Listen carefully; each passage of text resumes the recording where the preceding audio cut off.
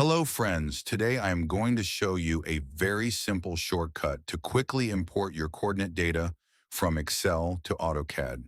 First of all, need to combine X and Y coordinates into a single column. To do this, manually type the data of the first line by separating them with a comma.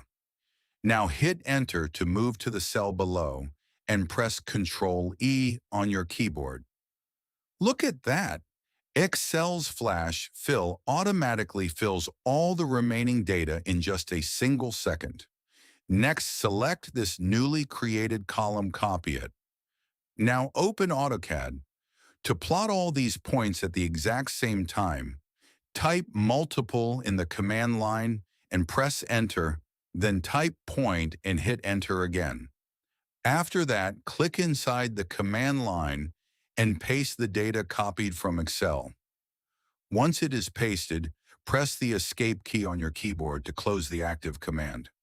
If your screen looks completely blank after pasting, do not worry at all.